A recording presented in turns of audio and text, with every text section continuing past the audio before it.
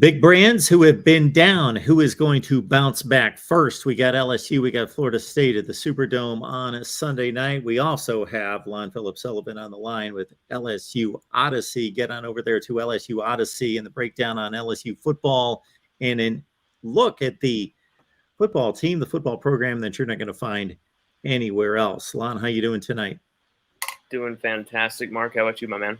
I am doing well, and we are also happy to announce that Lon will be on with post-game following LSU Florida State and throughout the season on the LSU channel. Get on over there to the LSU channel right here and subscribe right there. Subscribe at LSU Odyssey, of course, and we'll be on the main channel as well with LSU post-game. All right, Lon, well, let's get to it because we are almost done talking. We've been talking for months and months and months, and we finally are going to see football here in just a few days. Yes. So what are your latest impressions of where LSU stands going into 22? You know, this is all very interesting right here with Brian Kelly refusing to give anybody any information on the quarterbacks. We did a show with Carter the Power this last summer, I believe, where I said we might not even know the identity of the quarterback until, you know, the day of the game. And here we are. Even though it looked like Jaden Daniels had a lot of momentum going, a ton of surges going his way, he was getting all the first team reps. Garrett Nussmeier was a little banged up. It looked like he was edging away. Garrett Nussmeier has absolutely evened it up where Brian Kelly said he knows the starting quarterback as of 48 hours ago, but he said both quarterbacks are ready to go in this offense. This offense is tailor-made for both of these quarterbacks. They won't have to really be changing playbooks for you know, here's the Nussmeier playbook, here's the Jaden Daniels playbook. There's nothing they can't do with either of these quarterbacks within the offense that they've been practicing under Mike Denbrock. Very high, fast, high octane, up tempo offense, RPO, shotgun, you know, very quick passing, quick strike offense. Perfect for mobile quarterbacks as well. A lot of zone read going on there. A lot of underneath passing to the running backs.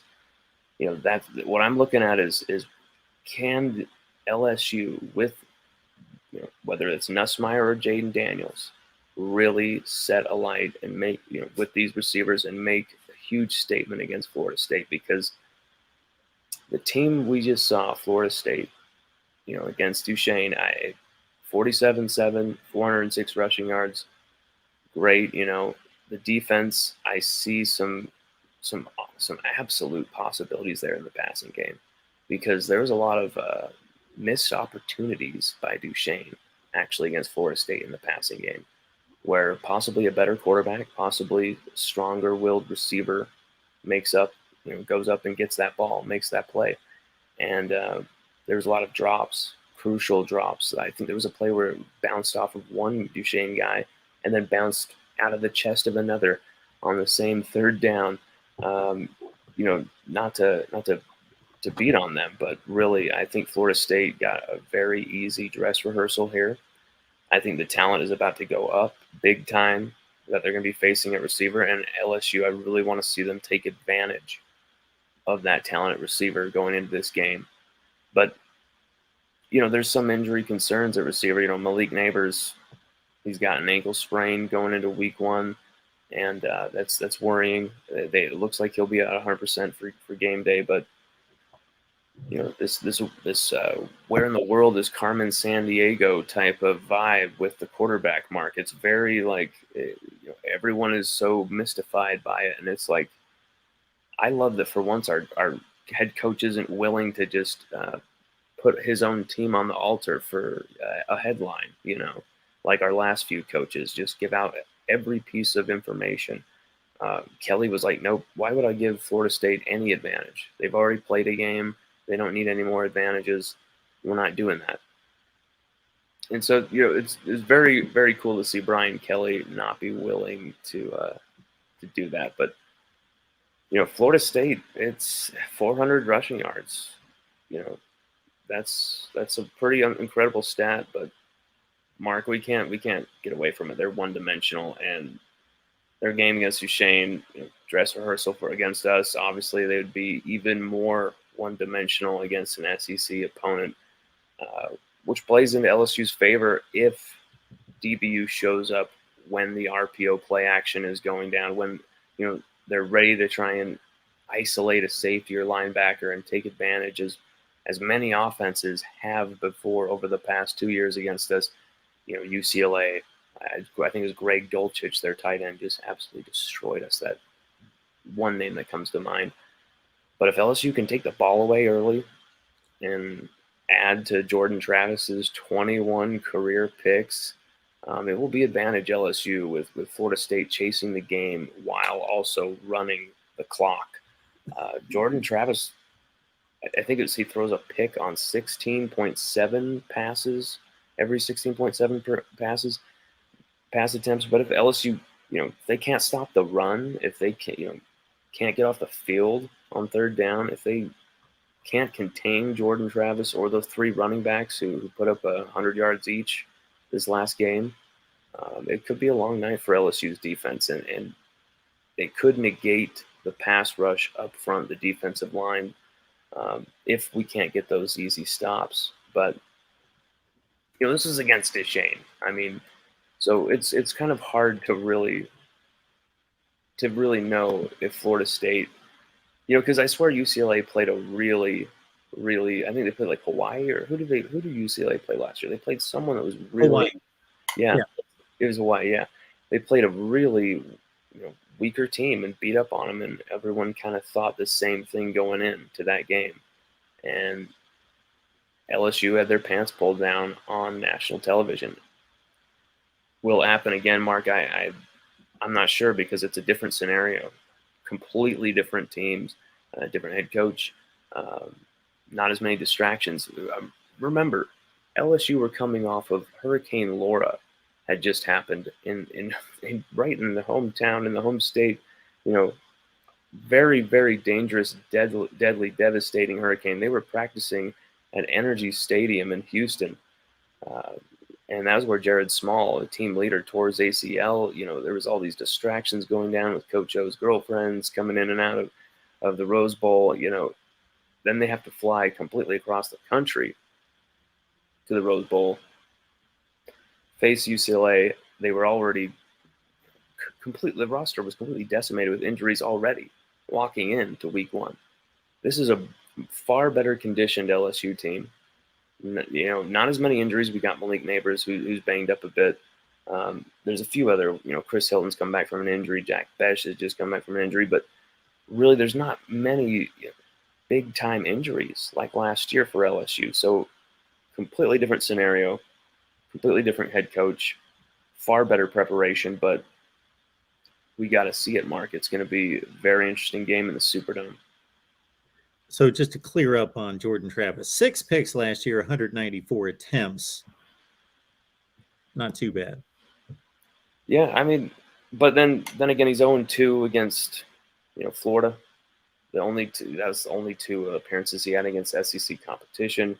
0-2 against Notre Dame. He's lost to Clemson as well. He threw 4 picks in those 2 games against Florida. Did have 2 rushing touchdowns. It seems Florida State do really well when they are extremely one-dimensional, just running the ball down your throat, and they don't even let Jordan Travis throw more than 15, 16 passes. I think he threw like 15 passes this last game. He was 11 of 15, and he was very, effective in the passing game. There was some big plays, some 40, 50-yard catches.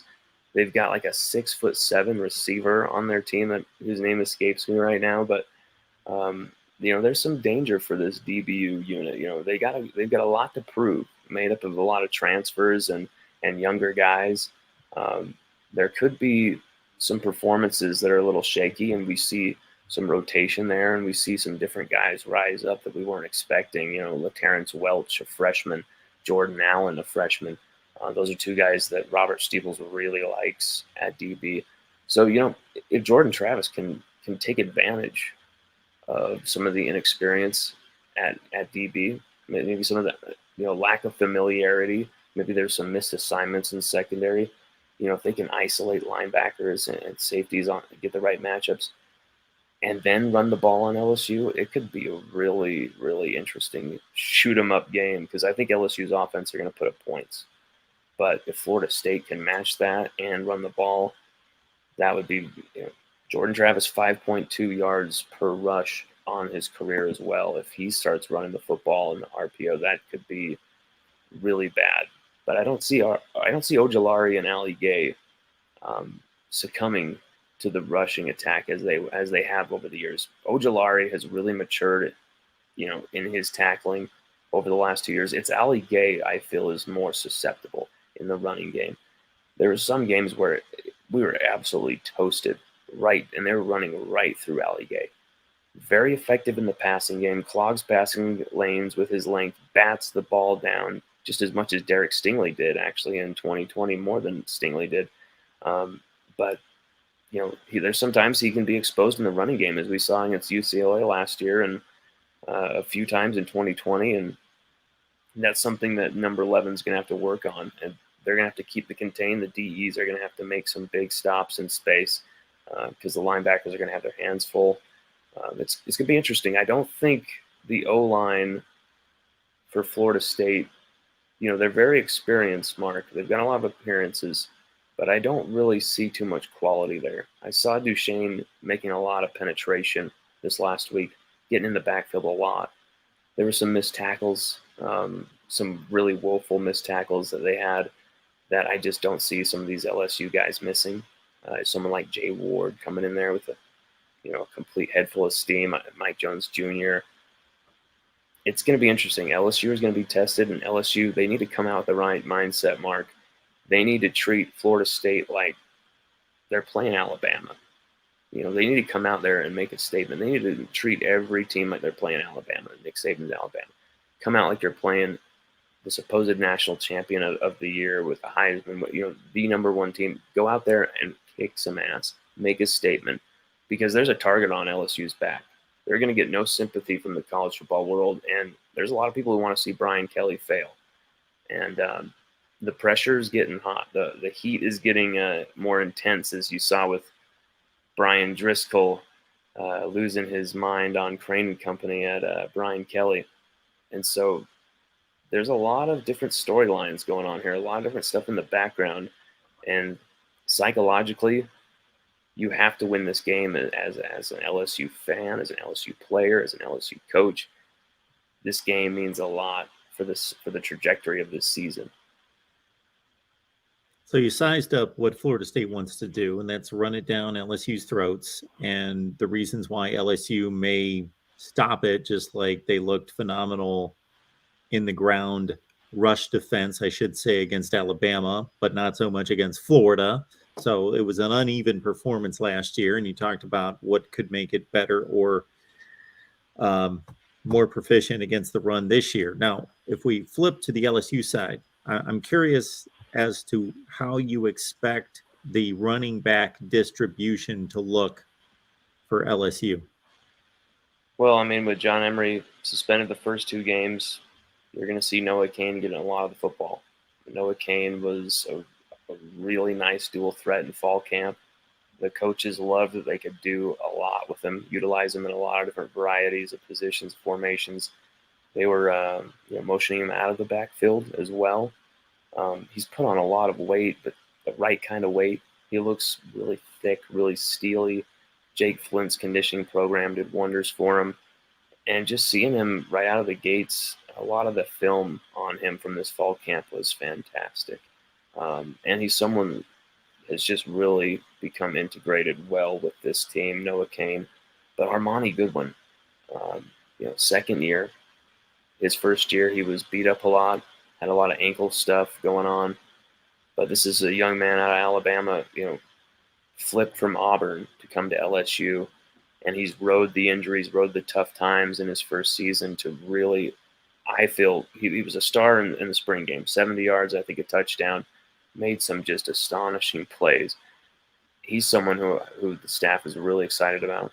He's someone who can carry the load if he can stay healthy. He did receive a little bit of an injury a few weeks back, but he's back fully fit there. Josh Williams, violent runner, former walk-on, given a scholarship. He's someone that, no one's really talking about, but he almost had a receiving touchdown in the spring game, had 2 rushing touchdowns, was kind of a sneaky good dual threat, has a, disguised pace out of nowhere in a way where you're underestimated in a way, this guy, Josh Williams, but really like what he's doing. But Mark, they are so decimated at running back. Even walk-on Corey Norman just tore his ACL. So, it's those 3 guys and then converted linebacker, now running back Nick Demas. So it's really just 4 running backs. You got Noah Cain, Armani Goodwin, Josh Williams, Nick Demas. That is it. They're so short at running back until John Emery Jr. gets back. Okay. Well, then the running game may also come from Jaden Daniels if he wins the quarterback job. That's another aspect of this game I think you got to watch out for too, and that's something we wrote in our preview and our predictions. I think if Jaden Daniels is the quarterback for the game, and if Garrett Nussmeier is the quarterback for this game, there are opportunities to take off here. And if Nussmeier's ankle is not at 100%, I'm not sure if he can really take advantage of those opportunities. He really does have some nice dual threat capabilities, Nussmeier. Not as much as Jaden Daniels, though. Jaden Daniels has turbulent pace, and especially in the open field. And against Florida State, Mark, it really could be an absolute weapon for this team and set up the pass even better. If you just constantly have these threats just going left and right at Florida State, and then you have Kayshon Boutte, Jack Besh, Malik Neighbors, Jared Jenkins, Kyron Lacey, Chris Hilton Jr., Brian Thomas Jr., all running these routes, and it's going to be a lot of quick fire offense, quick passing. It's going to be hard to stop for Florida State, Mark. And I just think there's an opportunity here for LSU, and they've got to take advantage of this. This is an opponent they can beat. This is an opponent I'm picking them to win 38-17, and I feel I'm being kind to Florida State with that score. This is a game where LSU could really make a statement, really start the Brian Kelly era coming out with a bang in the Superdome. The temple of LSU football in New Orleans, in a way, the second home of LSU football. It's on, baby. I'm so excited for Sunday night, Mark. I feel that this is a game where LSU are prepped. LSU are ready. I don't feel Brian Kelly is overlooking any little detail. He's even going to have the players do a walkthrough at the Superdome that day. He's not going to let his guys be bored, be lackadaisical that day. He wants them sharp. He wants their minds ready. He's always been preaching since he's arrived at LSU. It's how his players think. It's the mentality of how his players think about themselves. It's how they think about what they're about to do that will shape what they then physically carry out and do. And it's gone from thinking to being automatic in the last fall camp scrimmage. I really loved what I've seen from the defense. I feel like if we saw a shameless defensive performance for Matt House's group, I think it'd be a shocker. Even though they're an unfamiliar group, there's still so many veterans on that defense that it's enough that you've got to beat Florida State here. You've got to take away the football. There's going to be those opportunities. LSU have to take advantage, Mark. If the offensive line can protect, and if either Nussmeier is the guy or Daniels and they can deliver, I do agree with you that those LSU receivers will make plays against the Florida State secondary. It could be, you look at a guy like Kayshon Boutte, Mark, and I know I've gone on and on about him even before he played a snap at LSU. I was making jokes about the last thing they'll see is his booty going all the way to the end zone. It's true, though. This guy just glides. I feel he's even strong. He's stronger physically this year. He's thicker physically, but he's even faster. The dude's even faster. And he just recovered from a double surgery, probably about 7-8 months ago now. Coming in here, he was dry, wasn't really, he was kind of rough around the edges coming back into practice. He is full to go, wearing the number 7 mark. He is a record breaking day waiting to happen, Kayshon Boutte. And we saw it against Ole Miss. That's an SEC defense still. I think we could see it against Florida State. It just depends on who's the quarterback. Brian Kelly gets knocked for losing big games, but we're talking elite, top of the line, huge games. So he's won a lot of these kind of games. Florida State's not fill in the blank, those type teams. Florida State is one of the teams that Brian Kelly has regularly beaten throughout his career, setting up to get to college football playoff appearances and BCS championship games. So Brian Kelly has made it a career at Notre Dame in particular of winning these kind of games. Mike Norvell, biggest game he's won, I guess, Miami last year. He really hasn't won a big game. Yeah. And there was just some really strange decisions. They were up something like 23-0, and there's 6 seconds left in the half. He calls a timeout. It was like, what are you doing? It's just, you want to get a punt return or something? I don't understand what he was doing there. And a player actually got hurt. A Florida State player actually got hurt from that extra play. So it was like, what was the purpose of that? I'm not trying to. That's just one little example. I don't know really much about Mike Norvell. But seeing how Florida State are as a team, I think they're going in the right direction from what they've been the last few years. But if LSU does not come out, ready to really just rock 'em, sock 'em, rock and roll in the Superdome, really bury this team, especially in the first half, really come out and make a statement, I will be shocked, Mark. I will be gobsmacked, really, because this is a Brian Kelly coach team. This is an intense coaching staff. From Joe Sloan and the quarterbacks, who's one of the most, probably one of the most angriest dudes on that staff when it comes to coaching them hard, to Jamar Kane on the defensive line. You've got so many personalities there to keep them straight, keep them in line. And there's so many battles going on here for positions and for starting spots that I feel the rotation is going to naturally lend itself to success, because guys are going to come in there wanting to impress. Someone like Desmond Little, we barely even talked about at defensive end. He's someone who can come in there and smack him in the mouth. Makai Wingo, defensive line. This guy's a freshman All-SEC from last year, transfer, 16th rated overall transfer in the country, who LSU were able to grab, and he might be coming on as a second stringer behind Jaquelin Roy and Mason Smith. This defensive line has to have a field day. They should have a field day. Lon will have a field day each and every week after the LSU game on our LSU post game here at the Voice of College Football. So as you check out his work on LSU Odyssey throughout the week, remember to make this a stop after the ball game, starting with the Florida State game, LSU post game here at the Voice of College Football. And Lon will deliver, and he will be here to answer your comments and questions. That I'm looking forward to as much as the ball game itself. Oh, it's going to be good. It's going to be good. We're going to pull out all the stops. This is an open invitation right here, right now. I've talked to a lot of friends, a lot of people who I've known are in the LSU community for a long time now. But anyone who is really interested, serious about coming on with us for these post games to deliver your opinions, your takes live right here with us, come on, baby. Let's do it. Let's do it. Let's get weird on Saturday and, Sunday this week nights. Let's get weird. Let's get crazy. There might be some players joining us this season. You never know.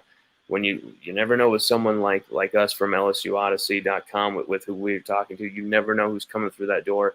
It's going to be wild this season. That's all I can say. There's going to be some surprises.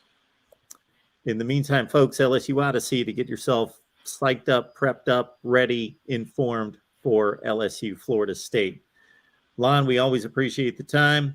You're phenomenal. Appreciate you being here. We will see you in a few days. Football's here, baby. Let's do it, Mark. Let's do it. I am so pumped. I'm so pumped. LSU football is right here. The Brian Kelly era begins. I'm ready to just stick my fist through that TV screen right now, Mark. I cannot wait. I'm going to be jumping up and down on this couch, and it's going to be crazy. Crazy.